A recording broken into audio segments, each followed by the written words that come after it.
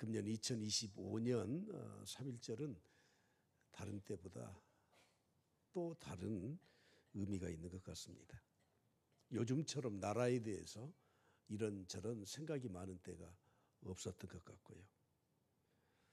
지난주 제가 커피숍에서 옆에 우연히 앉아있던 그 두 분의 40대 후반의 남자분들의 이야기를 들었는데 듣고 싶어서 들은 게 아니라 가까이 있었고 또 소리가 너무 크더라고요. 막 흥분을 해가지고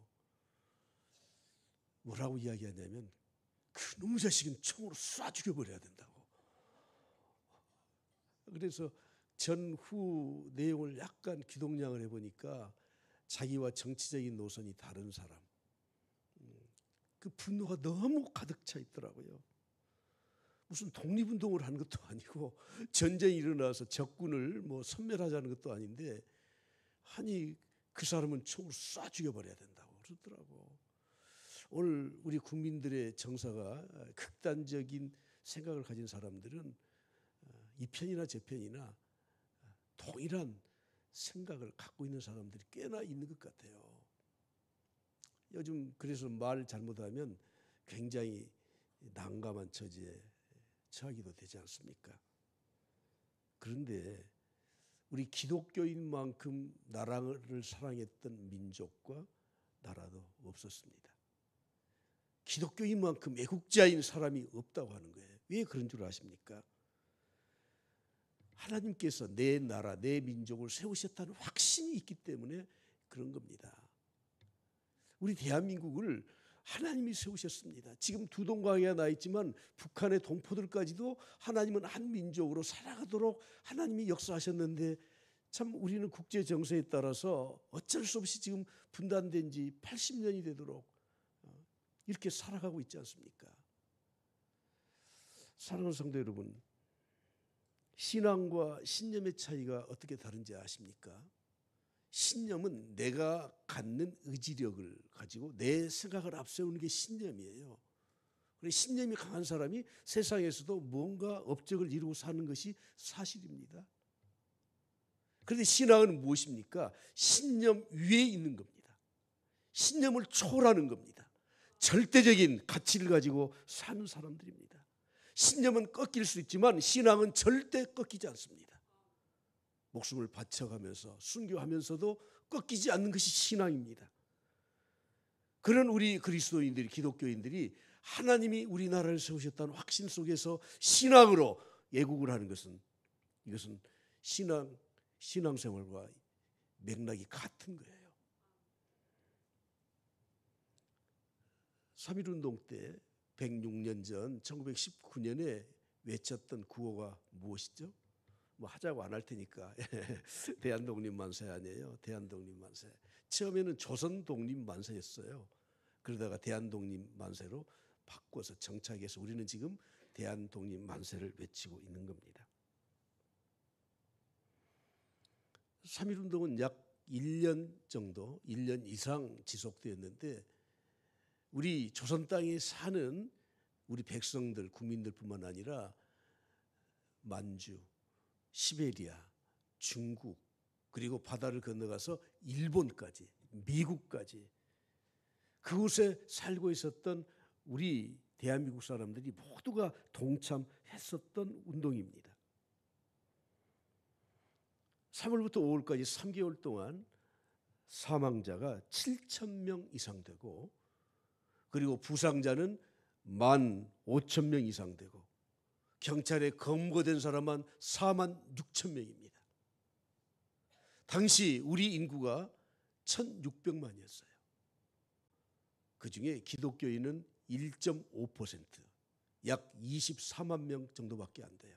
그런데 3.1운동에 직접적으로 가담했던 사람들이 20%가 기독교인이에요. 기독교율이 1.5%에서 3.1운동에 가담했던 사람이 20%나 된다니까요. 우리가 잘 알고 있듯이 이 기미독립 선언문 대표, 민족의 대표 33명 중에 기독교인이 몇 명이에요? 16명이에요. 더 열심히 일을 했던 사람들이 있었지만 한 종교가 과반을 넘으면 안 된다고 해서 종교적인 편향이 있다고 해서 잘라내서 16명으로 줄인 거예요. 오히려 천도교 출신 손병희 씨를 대표로 삼은 이유는 기독교가 다수를 차지하는데 그것까지 차지하면 안 되기 때문에 다 양보해서 그렇게 된 거예요.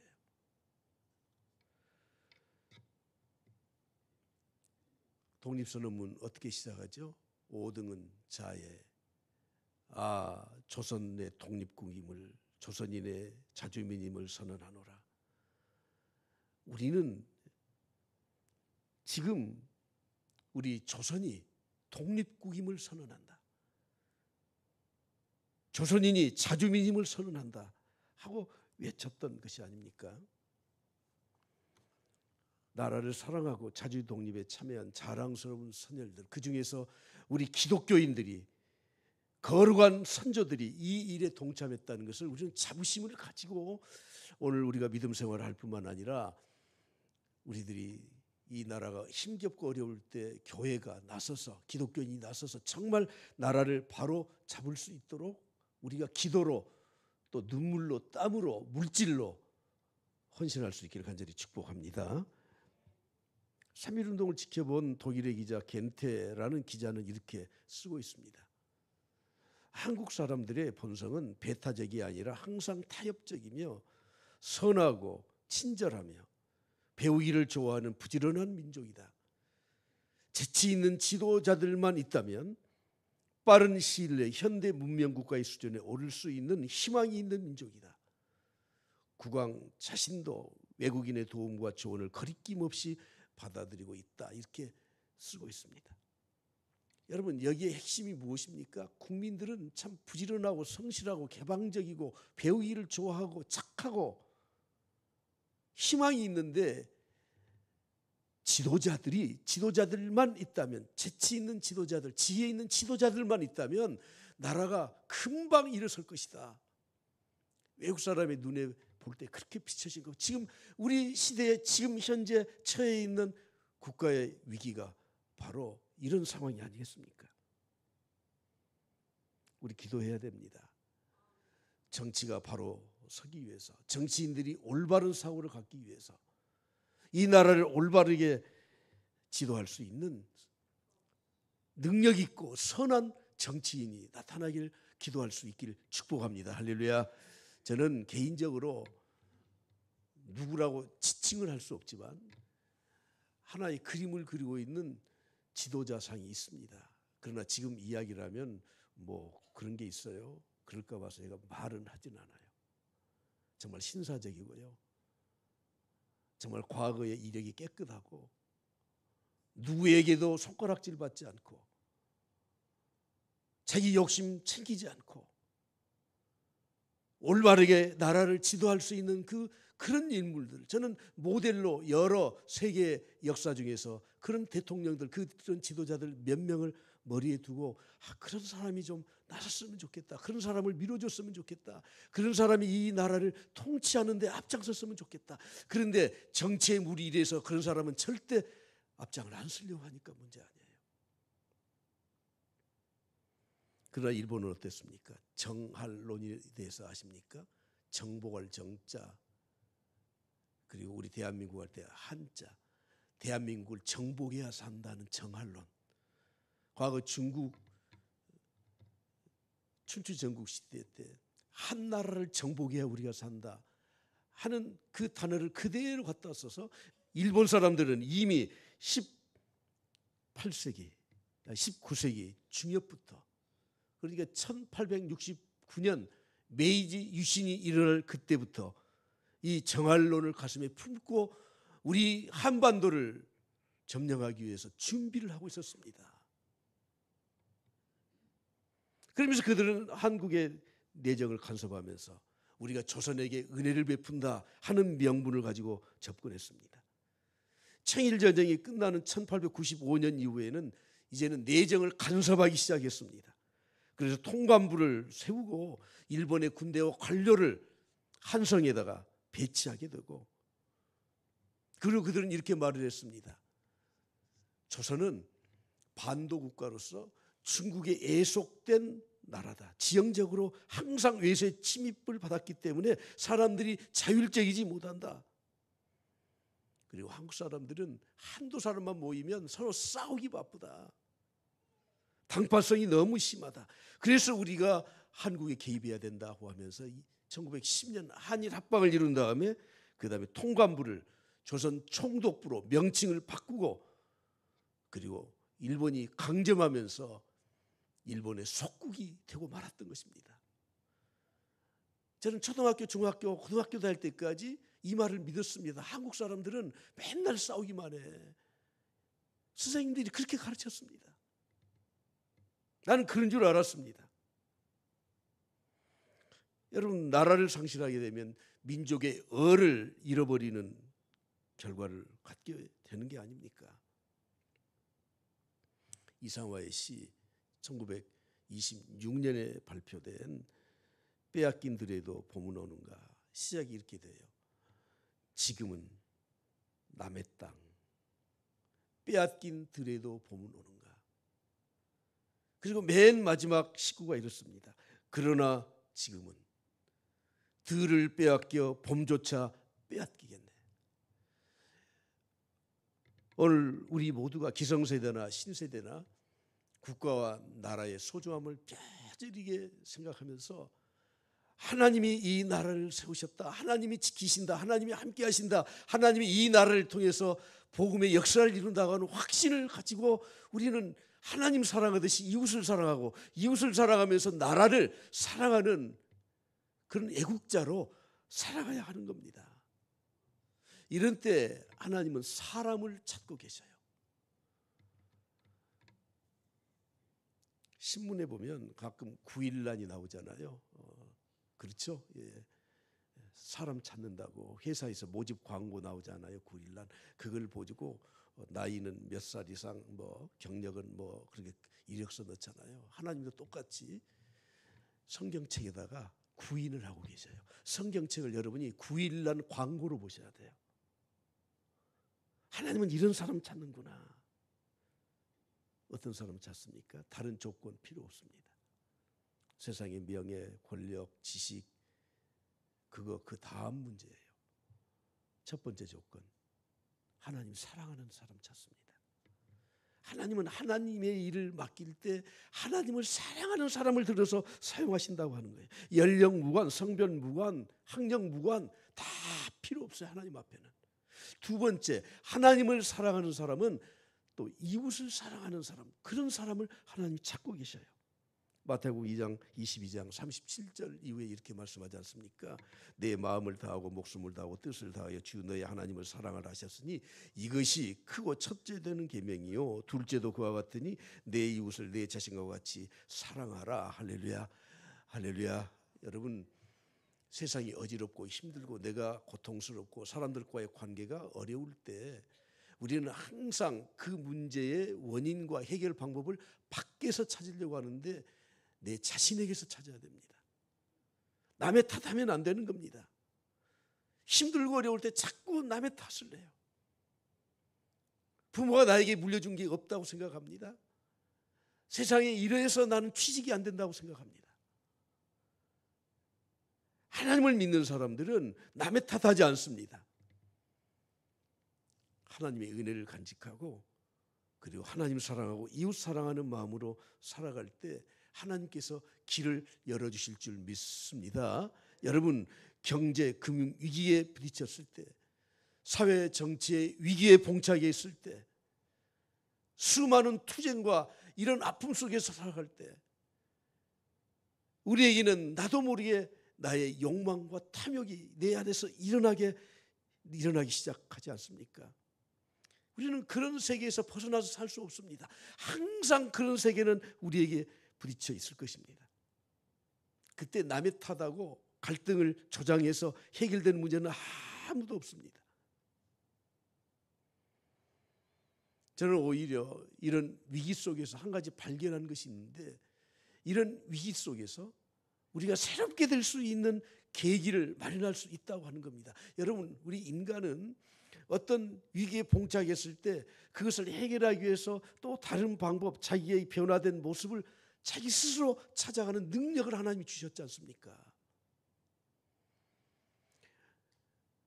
어제 3.1절인데 대한독립 만세 기념행사를 해야 되는데 여러분 전국에 오늘 아침에 인터넷 보니까 약 60만 명 탄핵 반대 찬성 합하면 60만 명, 35만 명이라고도 하기도 하고. 이런 이 시국에 오늘 우리가 이런 환경 속에서 이런 위기 때 나를 새롭게 하는 계기를 마련해야 되는 겁니다. 내가 새로워지면 되는 겁니다. 나로부터 시작되는 겁니다. 그리고 우리 공동체가 새롭게 될 수 있는 계기가 되는 겁니다. 그리고 우리 민족이 하나님의 축복을 받을 수 있는 그릇을 만들어갈 수 있는 계기가 된 줄로 믿습니다.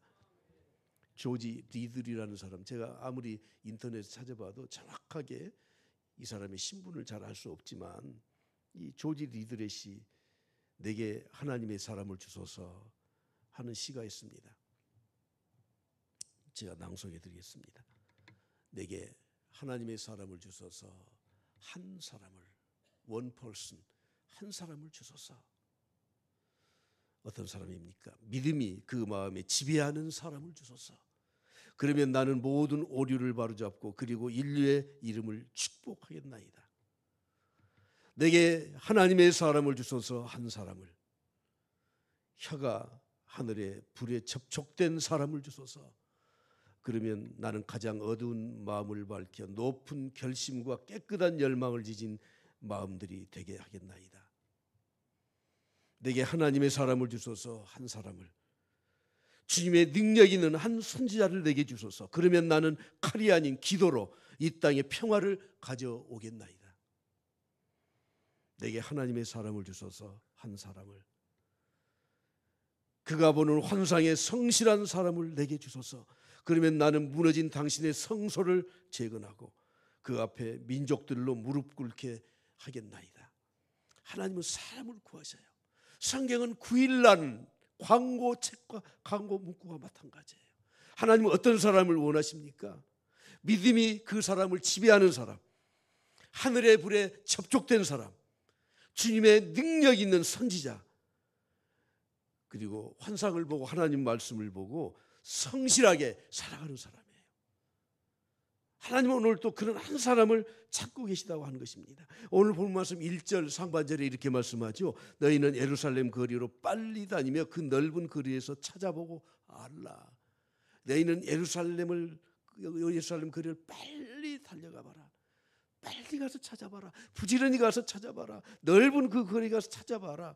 예루살렘은 어떤 곳입니까? 하나님의 성전이 있는 곳입니다. 예루살렘은 하나님의 백성들이 사는 곳입니다. 예루살렘은 이스라엘의 수도요 왕의 보좌가 있는 곳입니다. 예루살렘은 거룩한 도성입니다. 예루살렘은 찬양하는 소리가 있는 곳입니다. 예루살렘은 하나님의 통치가 있는 곳입니다.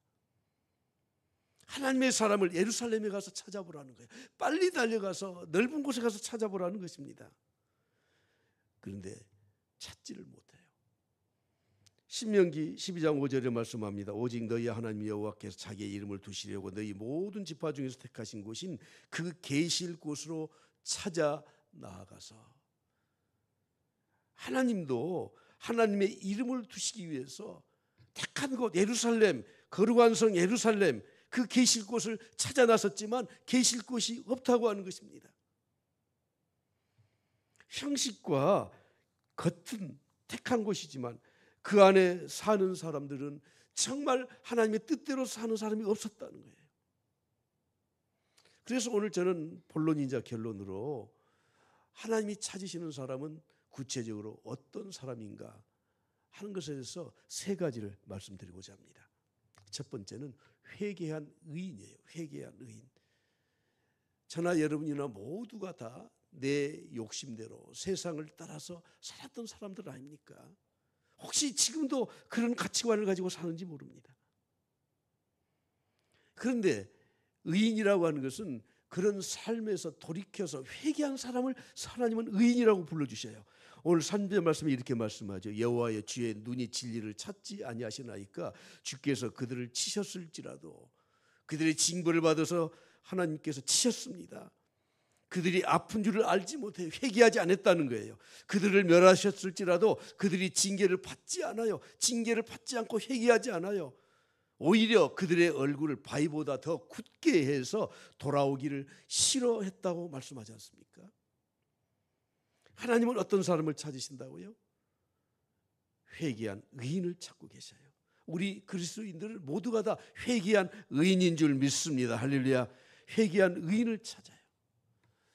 여러분, 회개가 무엇입니까? 우리는 하나님을 떠나서 살아가는 인생이었습니다. 그러나 하나님을 알고는 우리는 유턴을 하잖아요. 잘못 왔네. 회개하고 하나님을 향해서 나아갑니다. 하나님을 바라보면서 살아갑니다. 하나님께 소망을 두고 살아갑니다. 과거에는 세상 것이 우리의 소망이었습니다. 내 욕심을 채우는 것이 인생에 사는 방법 중에 하나였습니다.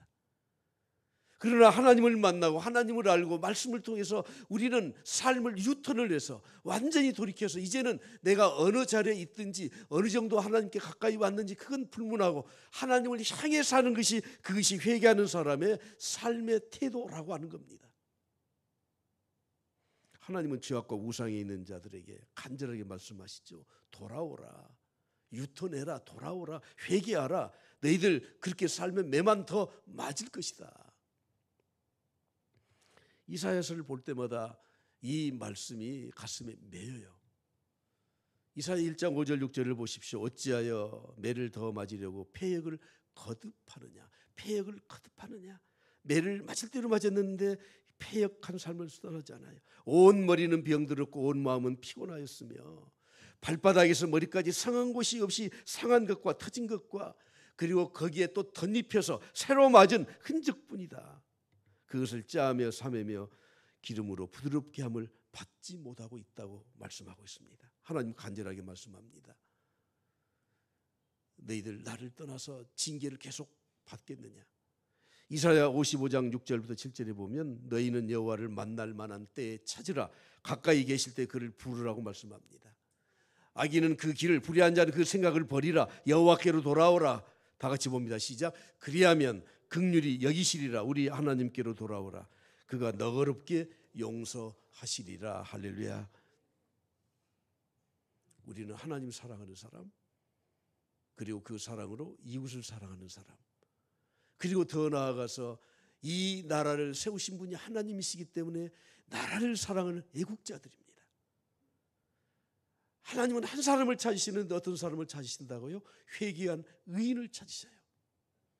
그리고 두 번째, 정의를 행하며 진리를 구하는 자를 찾으십니다. 오늘 1절 하반절 말씀 보시면 이렇게 말씀하죠. 너희가 만일 정의를 행하며 진리를 구하는 자를 한 사람이라도 찾으면 내가 이 성읍을 용서하시리라.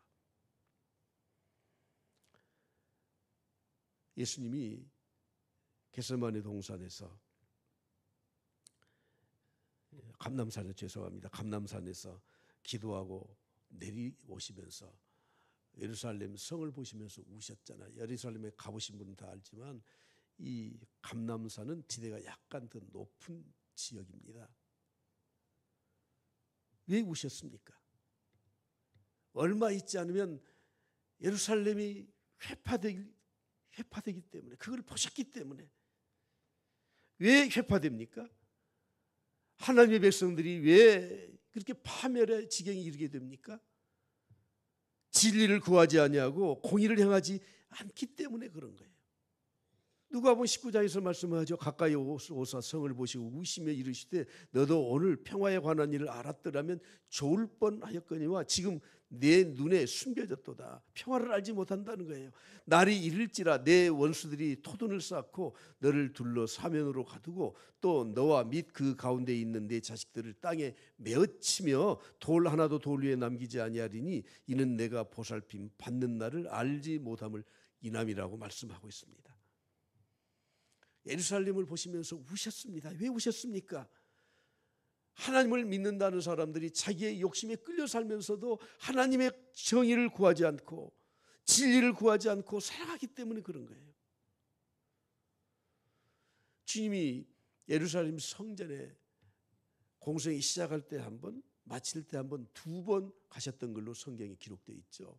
근데 그때마다 주님은 그 예루살렘 성전에서 매매하는 자들을 내쫓으시고 상을 뒤집어 엎으시고 채찍으로 노끈으로 채찍을 만들어서 거기에 있는 그 장사하는 자들을 다 내쫓으셨습니다. 왜 그러셨습니까? 마태복음 21장 13절에 보면 내 집은 기도하는 집이다. 내 집은 기도하는 집이다. 그런데 너희들은 강도의 소굴을 만들었다. 기도하지 않는다. 예배하지 않는다. 성전은 기도하는 곳이고 예배하는 곳이고 하나님 말씀 듣는 곳인데 그것은 뒤로 하고 자신들의 욕심만 채우기 위해서, 배만 불리기 위해서 강도의 소굴을 만들었기 때문이라고 말씀하고 있습니다. 여러분, 참 이상하지 않습니까? 성전은 기도하는 집이에요. 성전은 언제 와도 이곳에 기도하는 사람이 끊이지를 않아야 돼요. 예배 시간에 차고 넘쳐야 돼요. 그런데 이상하게 성전에서 기도하는 집인데 기도하는 사람이 없어. 기도의 소리가 그쳤어요. 오늘 하나님은 우리에게 정의를 행하며 진리를 구하는 자를 찾고 계셔요. 진리가 무엇입니까? 예수 그리스도 자신이 진리예요. 예수 그리스도를 통해서 하나님을 찾고 하나님에 나아가는 것이 진리요, 진리를 추구하는 사람들의 삶입니다. 디모데후서 4장 3절부터 이렇게 말씀하죠. 때가 이르리니 이미 이르렀습니다. 사람이 바른 교훈 받지 아니합니다. 진리를 찾지 않습니다. 그들의 기고가 가려워서 자기 사욕을 따를 스승만 많이 둡니다. 그래서 진리에서 돌이켜 허탄한 이야기를 따릅니다. 그러나 우리는 어떻게 해야 됩니까? 5절 말씀 다 같이 보겠습니다. 시작. 그러나 너는 모든 일에 신중하여 고난을 받으며 전도자의 일을 하여 내 직무를 다하라. 신중하게 고난을 받을지라도 주의 일을 감당해라고 말씀을 하고 있습니다. 사랑하는 성도 여러분, 오늘 우리가 정말 나라를 사랑하는 마음이 있다면 진리를 구하십시오. 하나님의 집에서 하나님 앞에 간구하며 기도하십시오.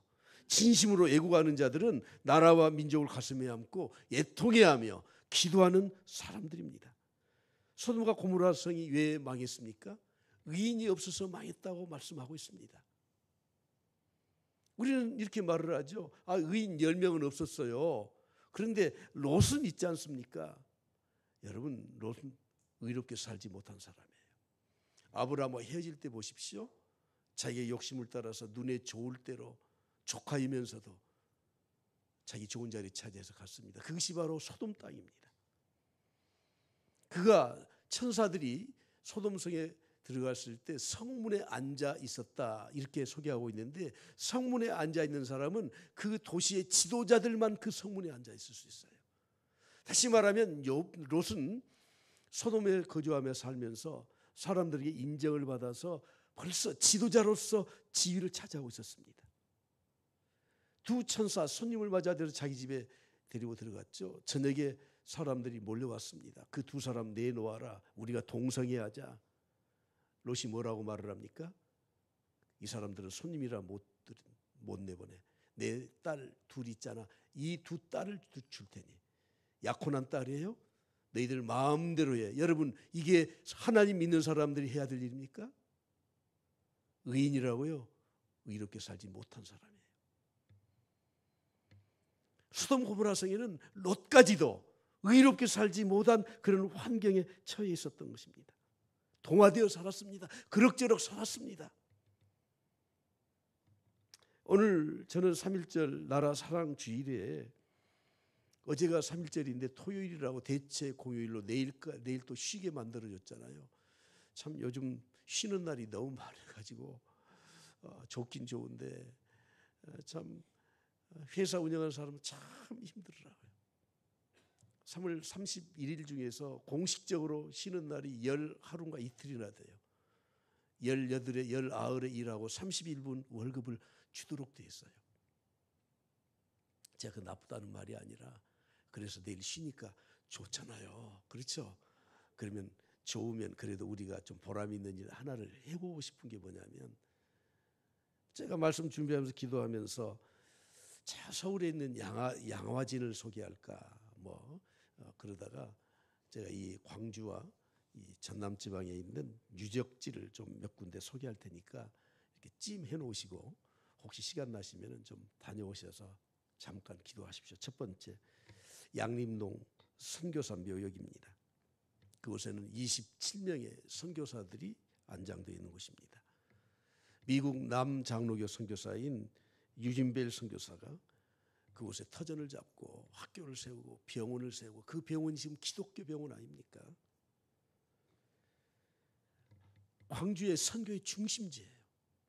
여러분, 거기에 가서 나와 전혀 상관없는 사람으로 생각하지 마시고 광주의 복음을 전했던 분들의 무덤이구나 생각하시면서 나라를 사랑하는 마음으로 엄숙하게 다짐하면서 기도할 수 있기를 바랍니다.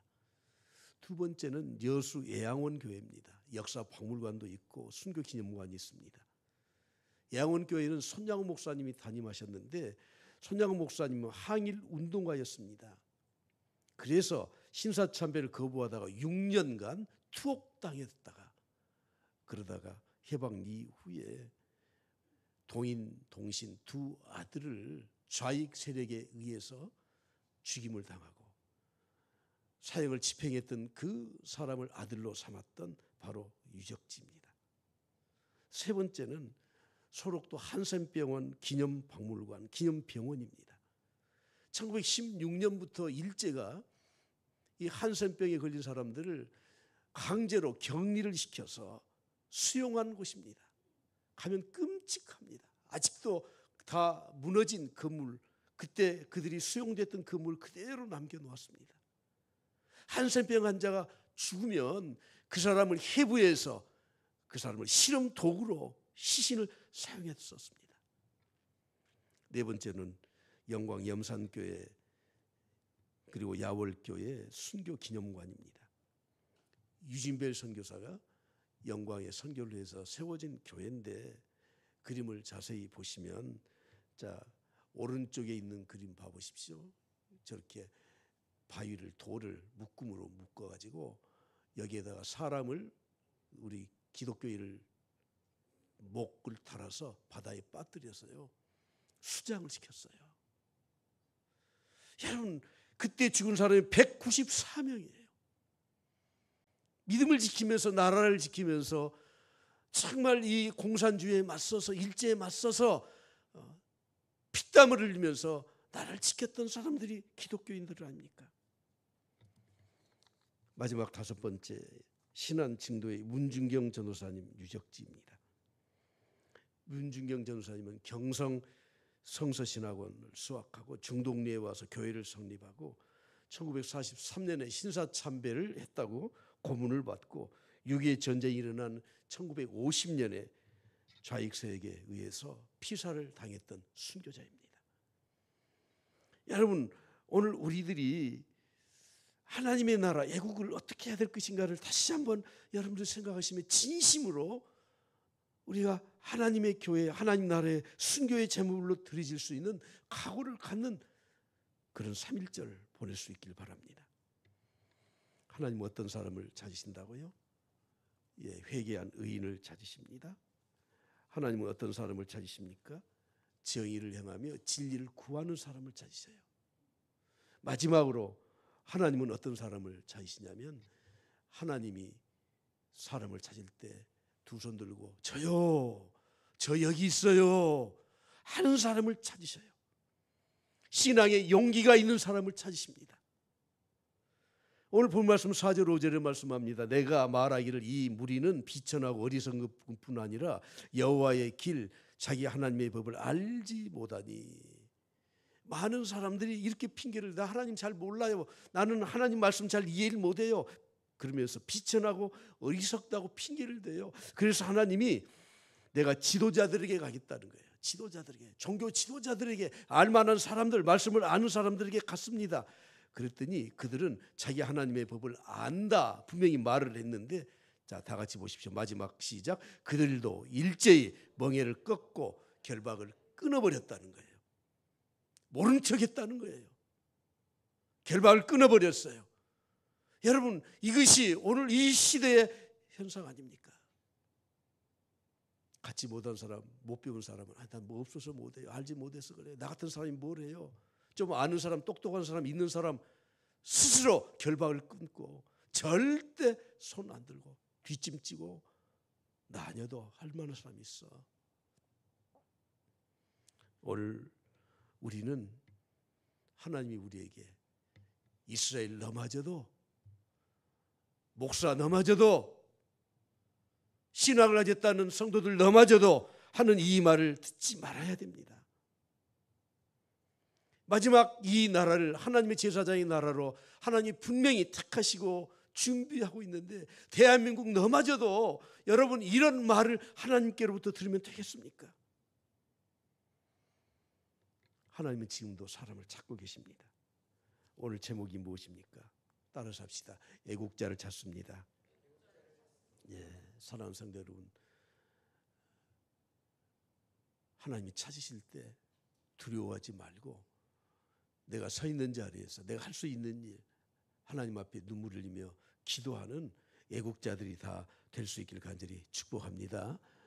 주님은 이렇게 말씀하시죠. 이제 제자들에게 이르시되 추수할 것은 많되 일꾼이 적으니 그러므로 추수하는 주인에게 청하여 추수할 일꾼을 보내주소서 하라. 지금도 하나님은 9일 안에 성경 말씀에 사람을 찾고 계십니다. 오늘 우리의 형편이 다 어렵고 힘들다고 하지만 그러나 하나님 앞에 쓰임받는 사람들로 우리가 자원할 수 있기를 그리스도로 간절히 축복합니다.